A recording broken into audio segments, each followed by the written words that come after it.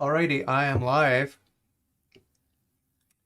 It's a Thursday evening. I'm supposed to be possibly interviewing someone tonight. That should be happening in about an hour from now. But I just wanted to hop on here and talk about non-monotheistic worldviews and how they all commit the fallacy of circular reasoning, and just discuss that a little bit, how that could be the case and how it is necessarily the case always.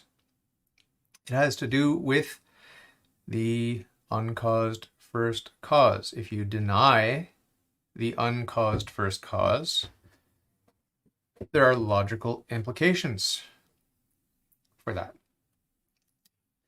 go along with that denial, that flow from that denial. Because if you deny that there is an uncaused first cause, then you have only two scenarios to explore. I've talked about this before, but I'm just hashing it out a little bit because I've had some thoughts today about the trickier case. There are two cases. There are a couple of possible objections. So I'm just going to go through, I just freestyle. And you know me, if you know me, you know my style is very rambling and loose, sloppy. But, I'm doing this for fun, and this is how I think, this is how I explore ideas. Naturally, organically, I'm not a philosopher, I don't publish my findings. I just think about ideas. I enjoy playing with ideas. So let's go through, we'll start with the easier case. If you're going to deny that there's an uncaused first cause, so we can say, well, then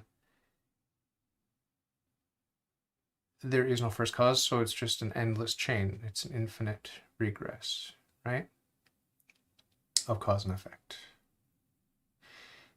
And so I'm going to show how this is necessarily circular, and it won't take me too long. It's basically, the idea is that we have all the time, we have an infinite amount of time to explore these ever-shifting configurations of matter energy in space-time. Because that's what nature is, right? We have matter energy configurations in space-time. And of course, there's the assumption, the underlying assumption, which I'm going with here for the sake of argument, that naturalism is the case. Okay. There are no supernatural causes. But we're not going to get into the question of free will today. We're just going to talk about the circularity of non-monotheist worldviews. So we're exploring the first case, which is an infinite regress in time of cause and effect. So as we explore, let's start now in this present moment, and all the moments that are flowing forward from what I just identified a couple of seconds ago as the first moment under consideration, okay? We can catalog every state of affairs, every configuration of all the matter energy in all of space-time. We can catalog them, and we can name them A, B, C, and so on, and invent characters to continue past the last letter of the alphabet, or we can use letter number combinations. It doesn't really matter. But my point here is, as we catalog these, the inevitable situation we find ourselves in is, as we examine this ever-growing catalog of configurations of matter energy in space-time, is ever-growing, moment by moment, endlessly growing catalog.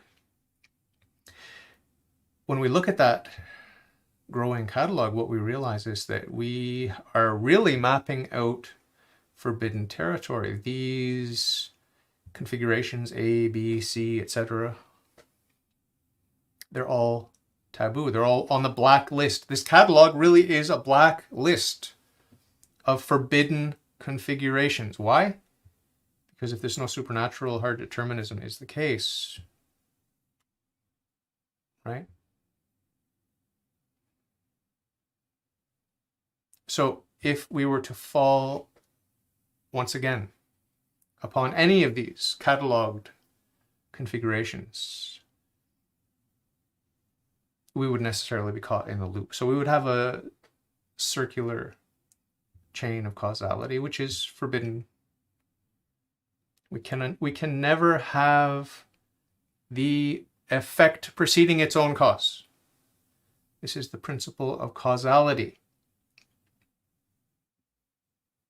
Okay? So this ever-growing catalog, this ever-growing black list of configurations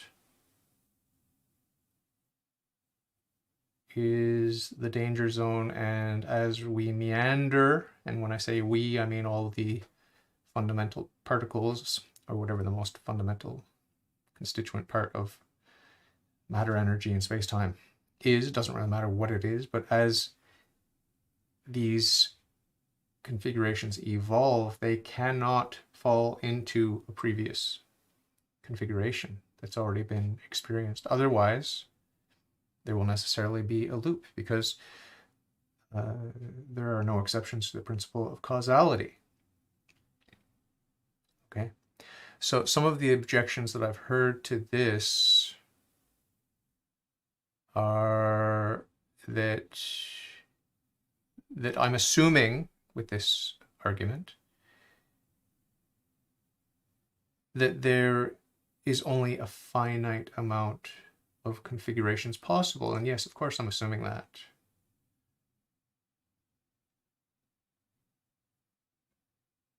Right? Because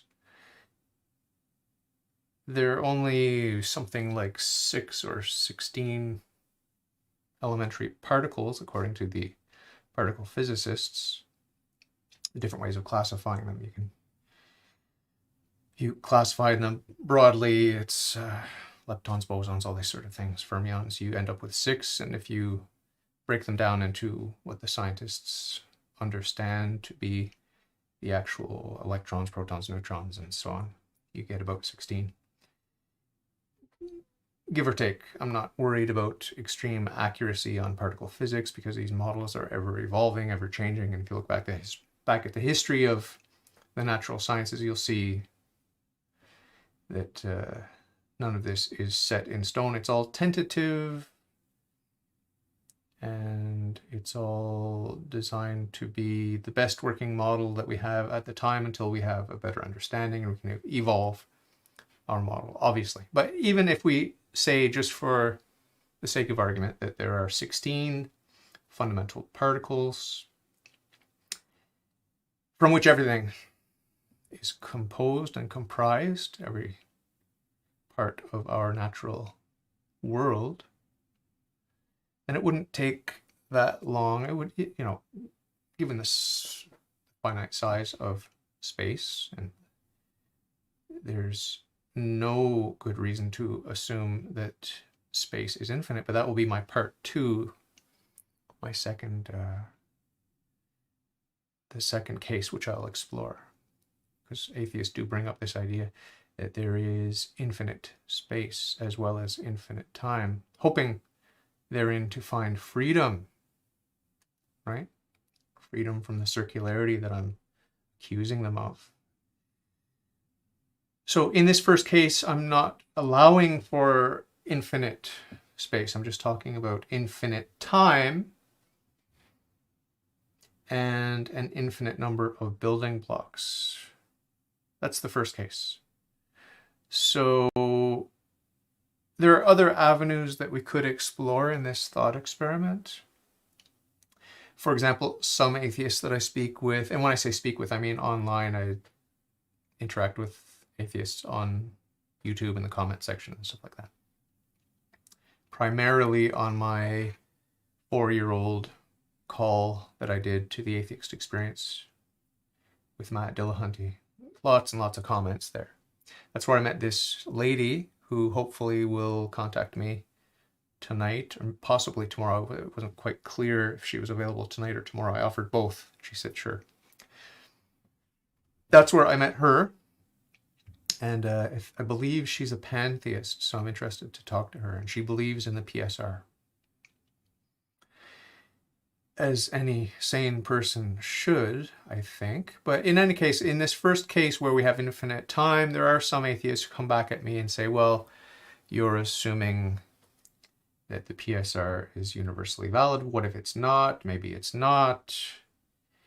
And so I don't want to go down that rabbit hole, but just briefly, I would just comment that if you abandon the PSR, but you stick to your naturalism, in an attempt to get out of this circularity, I would just say, well, you've adopted, instead of hard determinism, pure hard determinism, what you've adopted,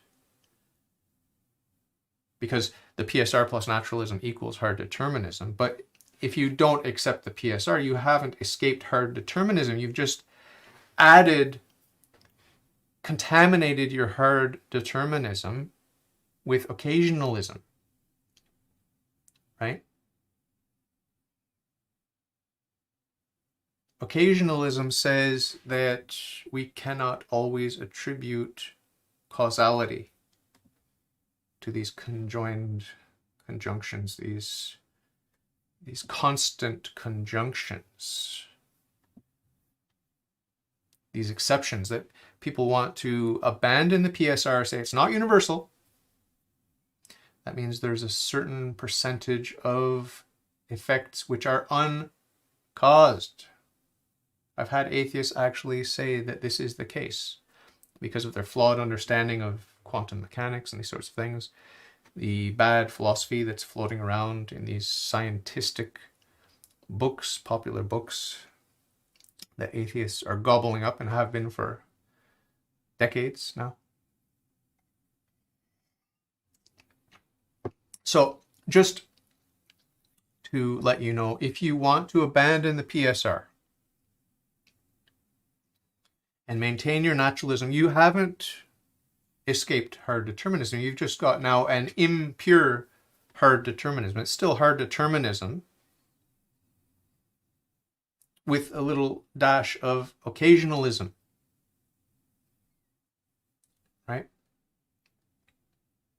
And we have two ways of looking at the mechanism of the occasionalist components. We can say they're purely, actually, truly, and really random, meaning uncaused, or is there a mechanism behind that which is well ordered? So it's basically, you're going to end up with things, a certain portion of the natural effects being caused randomly, which I think is completely untenable philosophically. Or we've got the PSR, and your naturalism plus your PSR gives you hard determinism. But even if you chuck the PSR, you still have hard determinism, just with this occasionalism thrown in. Okay, and the reason that the occasionalism doesn't break the hard determinism is because we don't have any good reason to think that it does. There's no good reason to think that it does because of the predictability statistically, right? I've done an analysis of the quantum wave functions, how they collapse statistically, okay? And we know that it is predictable. I worked in quantum physics. We know that it's predictable statistically. Our inability to predict individual wave functions is completely irrelevant. Completely irrelevant if you bear in mind that statistically they behave in a well-ordered manner, in a predictable manner. What that means is if we were to examine that bell-shaped curve, which is typical of a lot of these wave functions in quantum mechanics, and we see how it's fulfilled always with a large number of samples, and then we just step backwards in time and we see how the data came in. drip by drip by drip by drip by drip, to fill in what was a flat line into a bell-shaped curve. When we step backwards in time, we see drip by drip by drip how the data came in. We were able to predict, using hindsight, 2020 hindsight, we were able to predict where each data point goes. Why? Because it's well behaved statistically. It will fill in that expectation, that mathematical curve every time, given enough data points, right? That's why we are able to have this technology, my camera, my computer, your telephone, your tablet, whatever it is. Okay. So that's why the occasionalism that you've introduced by rejecting the PSR, ostensibly, is not really a rejection of the PSR. It's just a more sophisticated version of the PSR. There's a sort of a mysterious hidden PSR behind the occasionalism, and then you add that to the macro scale predictable behavior of everything else that the scientist examines that doesn't fall under the quantum mechanics purview, and you basically have the PSR. So you reject the PSR, and in that rejection, it's not really a rejection, it's just instead of having pure PSR, now it's a mysterious two-tiered PSR. Where the quantum stuff, we can't access the orderliness, but it is there, and we know that. We know that from experience. So anyway, this first case, we end up with circularity because we're mapping out all of these configurations of matter, energy in space-time, and it's a constantly growing catalog. And these are forbidden zones of the map. And as the configuration meanders, it will inevitably stumble into one of those, thereby causing a loop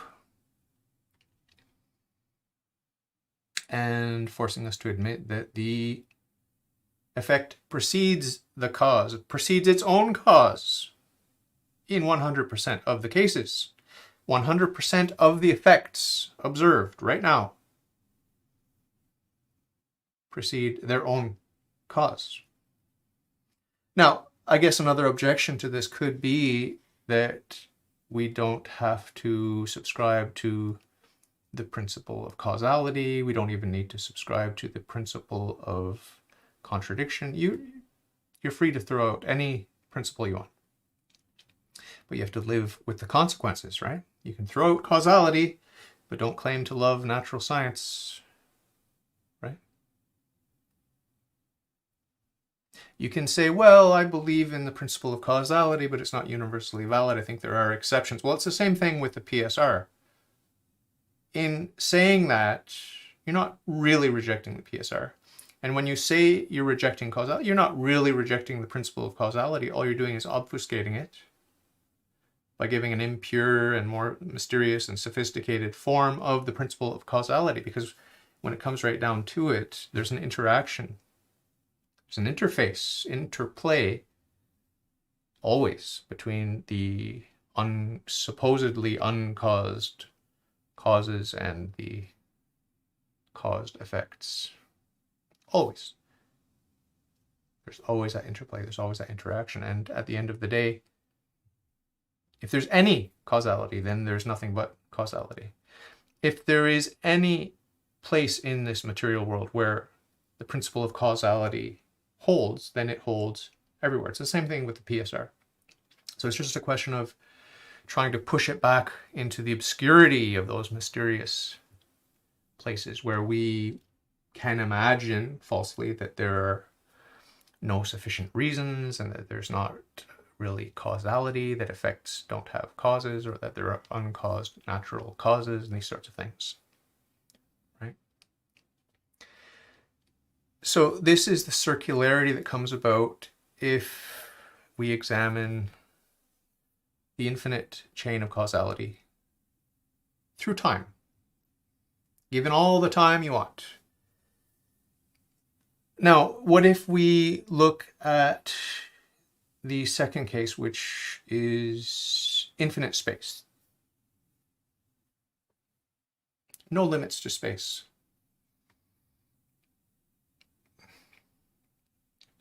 Just as we looked at time, infinite time,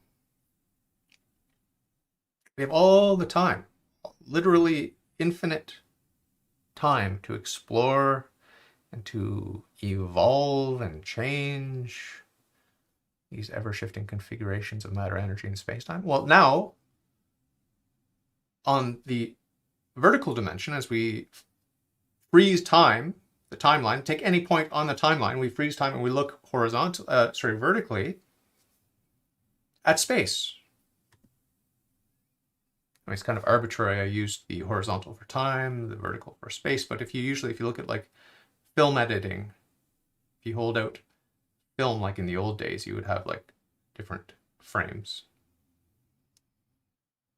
Right, so we're going to examine here, this picture, that picture. So pause right now and think about an infinite space. There's no limit to space. Pick a direction and just zoom forward, fast forward as fast as you can. Go infinitely fast. Accelerate constantly. Or better yet, jerk forward. That jerking is an acceleration of acceleration. So instead of a constant acceleration, it's an accelerated acceleration. That's called jerk in physics. So jerk forward. We've got this logarithmic increase in velocity. Infinite infinities, ever magnifying infinitely and infinitely. As we zoom forward in your chosen direction, and you'll never reach the end, you'll never even come close to the edge of space, because space is infinite. That's what they want us to believe. These non-monotheists, right? The ones who believe that there is a material universe, at least. And that's what I'm considering in these two cases of circularity. I can get to the other ones afterwards, time permitting. So we have infinite space. How do I get circularity out of it? Why would I say that it is necessarily the case that even if we have infinite matter, infinite space, it's still circularity? Well, I would say it's pretty obvious that if we have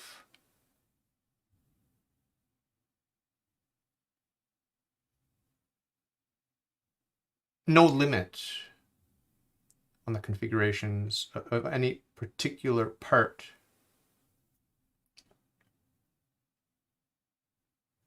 that it's just a matter of exploration. If we seek, we shall find.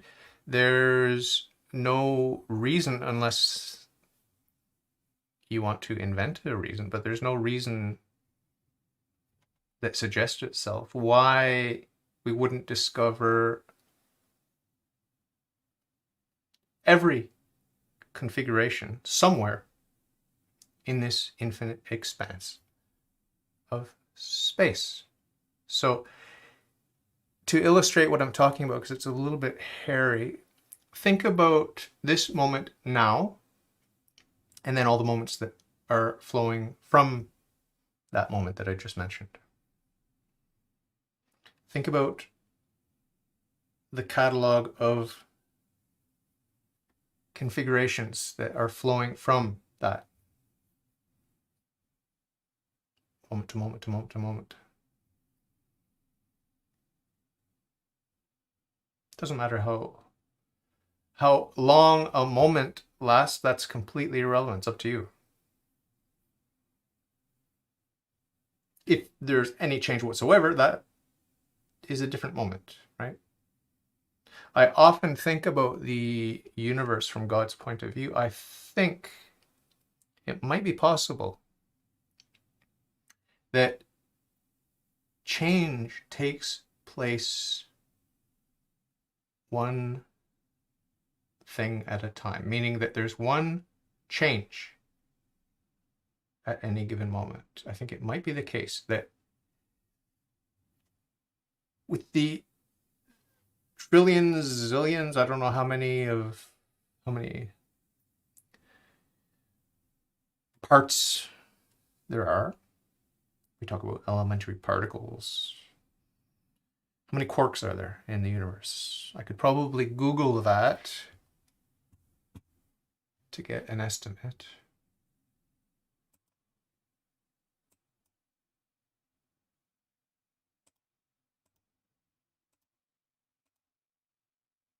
Let's see if I can Google that. It's a really silly question. How many quarks? How many quarts in a gallon? No, how many quarks in the universe? How's that? Wow, they give a very, very precise answer. 3.28 times 10 to the 80, or more than a vigintillion, but less than an acentillion. Okay, so more than a vigintillion. 3.28 times 10 to the 80 quarks. Anyway, it's a big number. I don't put a lot of weight onto these sorts of scientific speculations, but in any case, it's fun. They have a number. They're having fun. A lot of science is just having fun, pretending to be God and imagining that we understand, that we've mapped things out properly and stuff like that.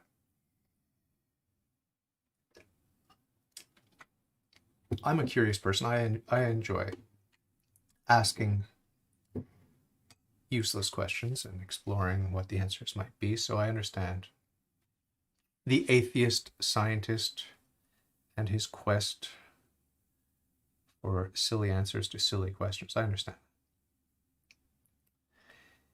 Anyway, if we imagine this 3 times 10 to the 80 number of quarks in the universe, I was speculating that possibly they are quantized in terms of how much they move, like in terms of a rotation or translation, or, you know, you've got the X, Y, Z, and you've got orientation. So I imagine it quantized. So it's not, it's discrete. There's nothing in between the two possible stages. So there's like a little, what to us would be completely imperceptible movement in terms of, I guess Aristotle defined movement, and St. Thomas Aquinas defined movement as the movement from potency to act. So that's a good generalization of what movement is. So whether it's rotation, whether it's translation, or whatever it is. Temperature rising.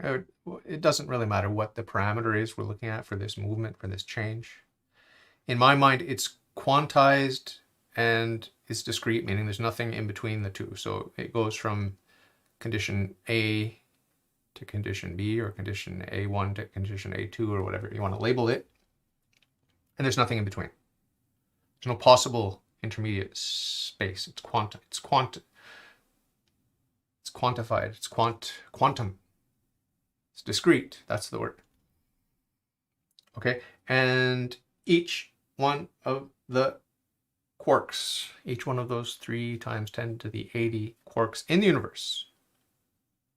They all take turns moving using Aristotle's definition of motion, changing. They take turns. Your turn, your turn, your turn, your turn, your turn.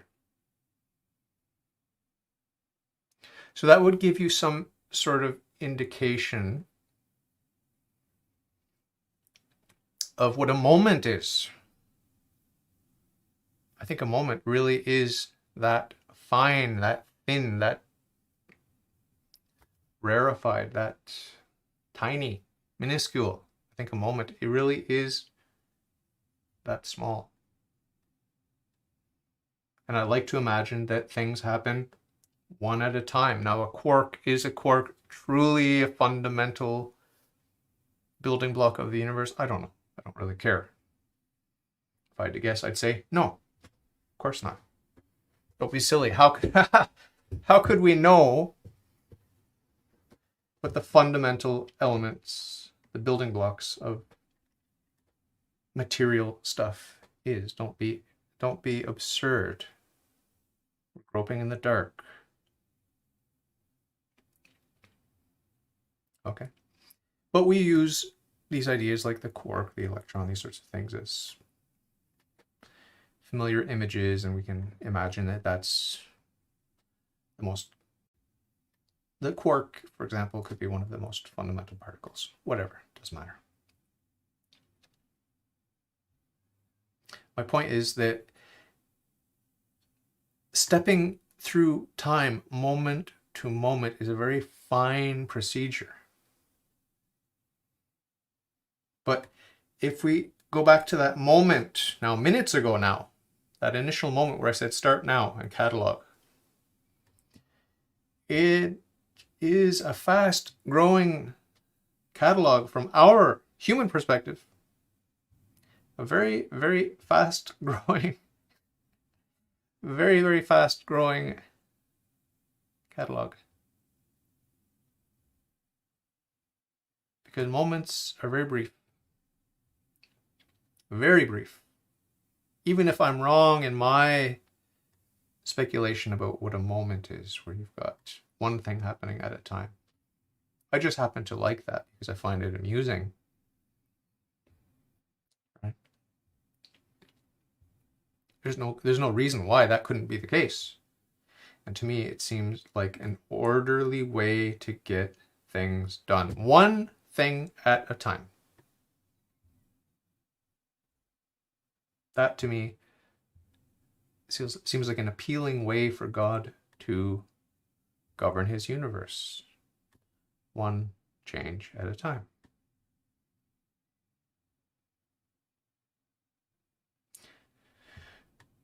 So the reason I'm stepping you through this catalog is because I want you to look at the individual configurations that we're cataloging.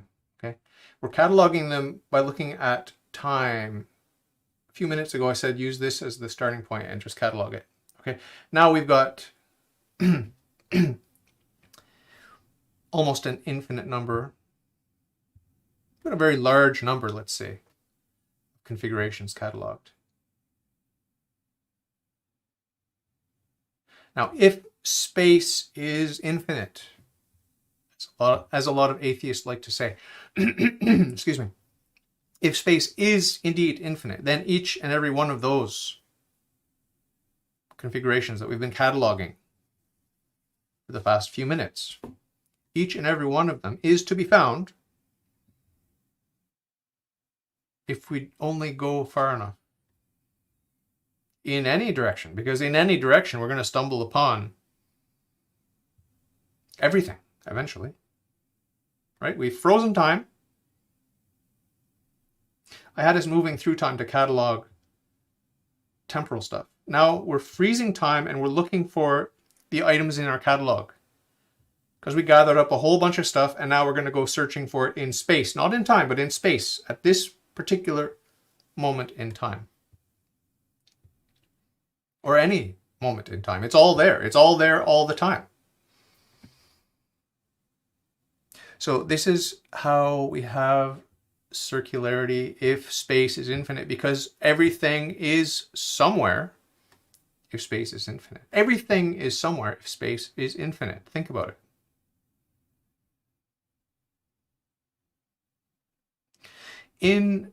If you don't believe me, think about the real world, because that fantasy world of the atheist is complete nonsense. We know it's nonsense because of the circularity, because every effect is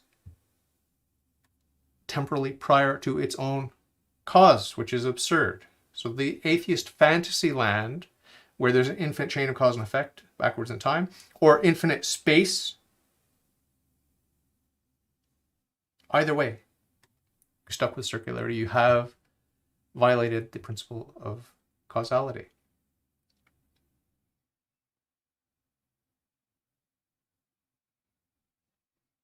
So I was going somewhere with that. I can't remember where I was going with that.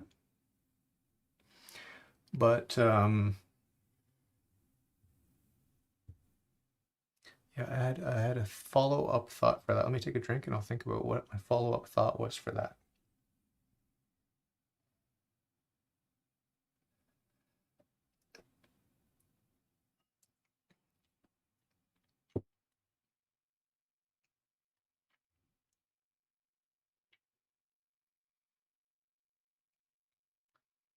Anyway, I hope it's clear. Oh yeah, that's what I was going to say. It just came to me now, even though I gave up, but it came to me just as I gave up. I want you to think about this world, this real world, and the textbook description of, I don't know, a water molecule, H2O.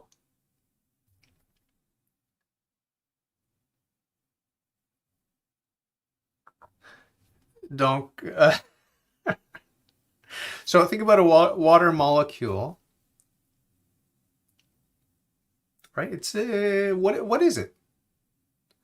What is this H2O? What is that exactly? It's a configuration of matter, energy, and space-time, right? It's a particular sub-configuration because we've got all kinds of water molecules all over the place. I'm 70% or whatever, allegedly, ostensibly, around 70% water. There's water all over the place, at least here on Earth. I don't know about elsewhere. But it remains the case, even though the universe is not exclusively that sub-configuration or that configuration, which we refer to as H2O or water. The universe isn't exclusively that configuration. If we were to freeze time and look at the configuration, it's very complex from our finite point of view. It's very complex, and you've got all kinds of different stuff going on. It's not just water, right? But it's still true to talk about water, H2O. We can still talk about that configuration. Zoom in, and the textbooks will talk about the fundamental particles and the fundamental forces and how the fundamental particles transmit these forces and so on, so forth.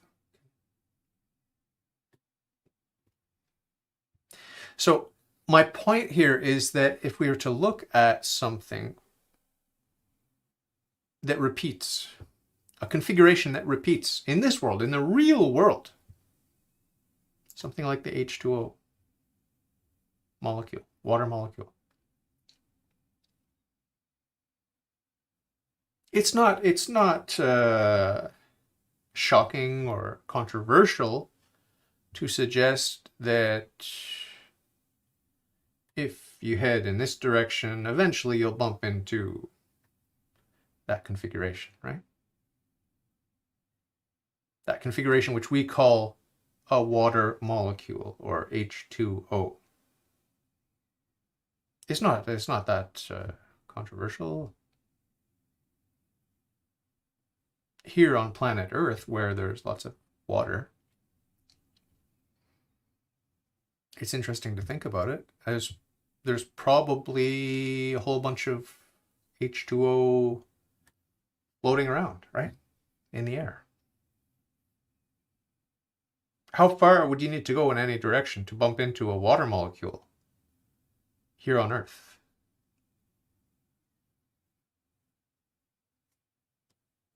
Fascinating thought experiment. I don't think you'd have to go too far.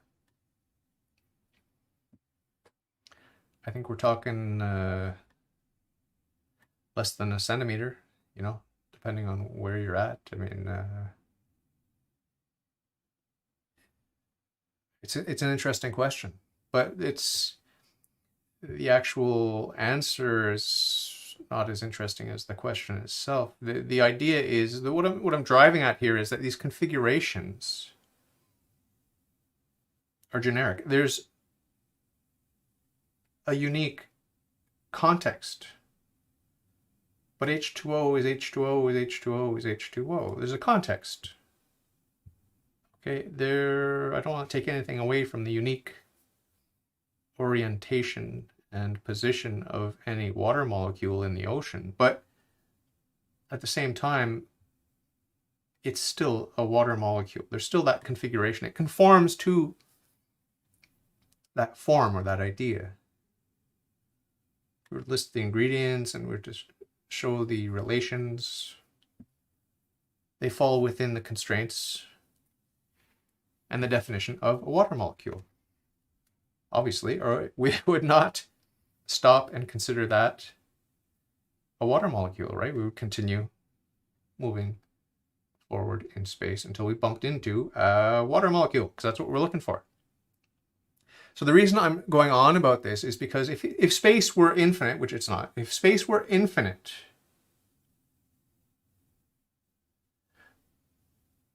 you'd bump into this configuration, David Ross, right? In all kinds of contexts, but infinite number of contexts, actually. You'd run into David Ross with pink hair, blue hair, mohawk, whatever.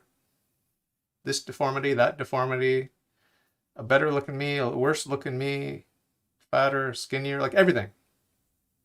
Barely recognizable as human, whatever, everything, the whole spectrum. But when I say this configuration, I mean freeze time and like, boop, this configuration with my hands like this, my face like this sweater, these glasses, this hair, boom. Okay, that configuration, you will find it in any direction, in a universe that has infinite space. You will find it, just like a water molecule, right? And if you go far enough, you'll find whatever scale of context you're looking for. So if you look for water, you're going to find that very quickly. If you're looking for David Ross, that's going to take a bit of journeying forward in any direction, but you will find it. You will find a David Ross in this pose, bing, in this pose, bing. And you'll have to go even further, obviously, if you want David Ross, bing, in this pose with this apartment building, and even farther with the entire city, and even farther if you want the entire country of Canada, and even farther if you want North America, and even farther if you want the entire Earth, and even farther if you want the whole galaxy, right? You're going to have to travel further in this infinite space of the atheist fantasy world in order to find these more and more sophisticated groups of configurations. There's water in all of them, right? That's why we don't need to go too far to find another configuration called a water molecule. We don't have to go too far.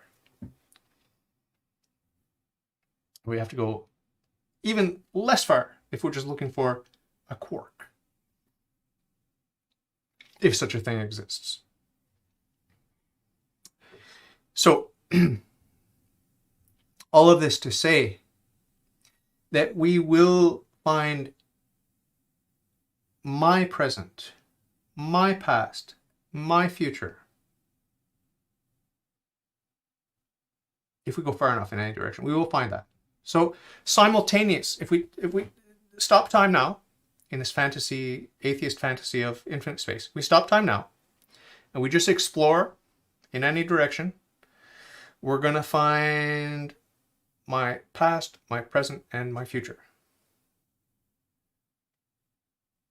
Right?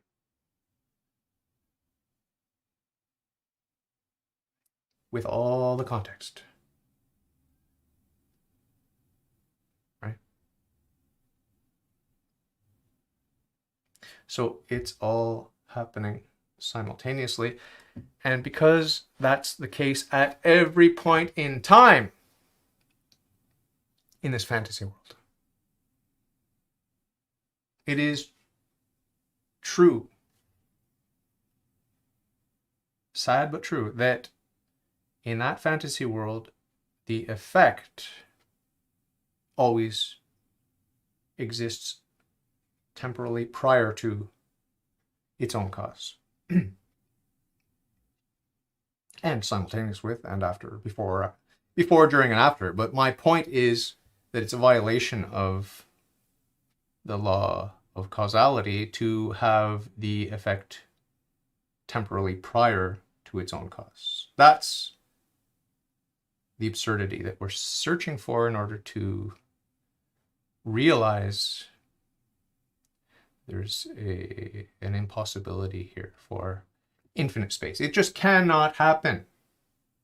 Now, one of the objections is, well, what if there are infinite building blocks? Then you're never going to run out of things to make, configurations to come up with. Well, to that I say, where's your evidence? What's what's your reason for positing infinite building blocks?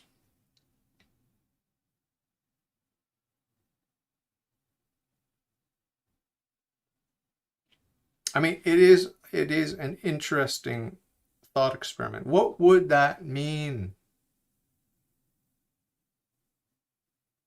If there are infinite number of fundamental building blocks of these configurations of matter, energy, and space-time, what would that mean? What would that look like?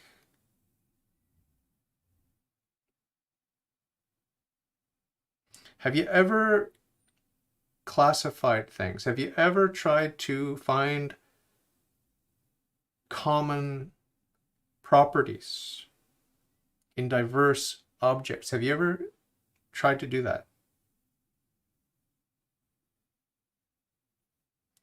Name me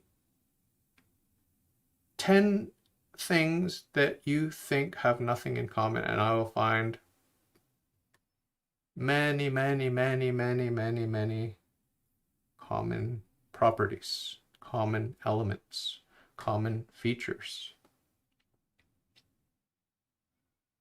Okay, this is how scientists, using Occam's razor, this is how scientists came to understand the fundamental particles. Now, I'm not saying this understanding is correct. I'm not saying this understanding is adequate or comprehensive. I'm not saying that. I don't believe that. There's much truth in the natural sciences. There's much truth. But we're scratching the surface here. We have very, very little knowledge of what's going on. Very little knowledge.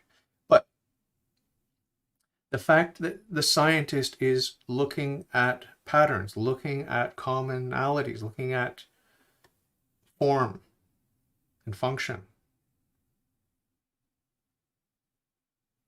and classifying.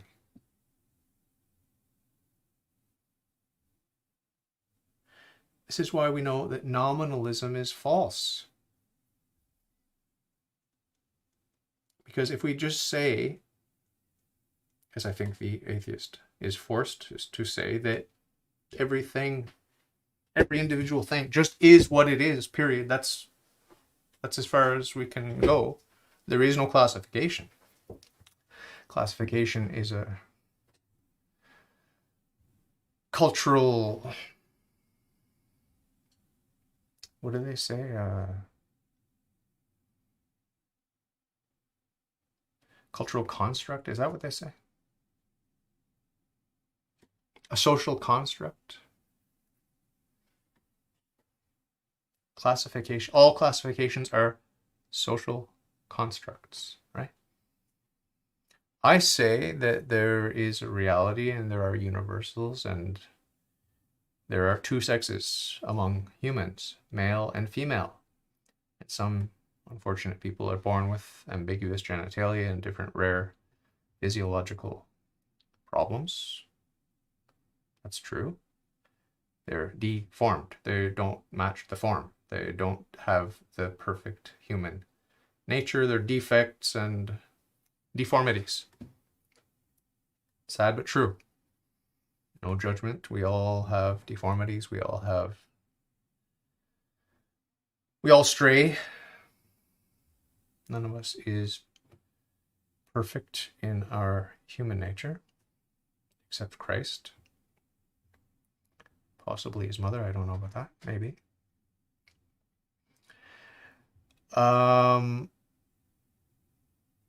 But there are two sexes, right? The non-monolist is forced to say that every individual is what it is,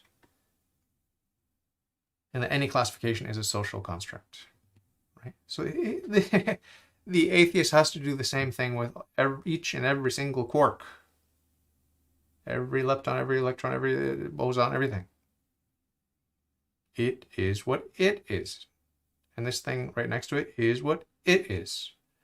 And it's same thing with every water molecule in the universe. It is what it is, and the water molecule next to it is what it is. And if we use the word water molecule, that's a social construct.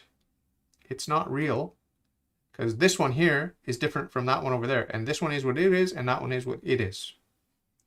And those differences are real, significant, and this is a unique little snowflake. Okay. That's hard nominalism. Completely useless. It destroyed the Protestant religion with Immanuel Kant and the rest, and William of Ockham. And it's just a tragedy that nominalism came in and derailed that particular group of branches off of the one true faith. So I think I've said enough. I have to go now because I'm possibly going to be doing a podcast with this woman. So excuse me for the rambling rant about the circularity of non-monotheist worldviews. My focus is on the naturalist atheist. Another time, maybe I'll think about other worldviews that are not monotheistic worldviews and how they have circular reasoning. I think it's pretty obvious that if there's only God and there's only heaven, then the circle therein is the same circle that I value, which is that everything comes from God and everything goes back to God. But they don't acknowledge not God, that anything is not God. Right? So probably not too much to talk about with those other types of non-monotheist worldviews. So anyway, that's it for now. Maybe I'll be back with a guest, I'm not sure. But hopefully I'll do some more streaming of this Fundamentals of Catholic Dogma by Dr. Ludwig Ott. Last weekend I didn't have time to continue, but hopefully this weekend I'll have a little bit of time. I've got a very busy weekend once again coming up. But Anyway, for today, thanks for listening. Thanks for being there. And we will talk soon. Take care. God bless.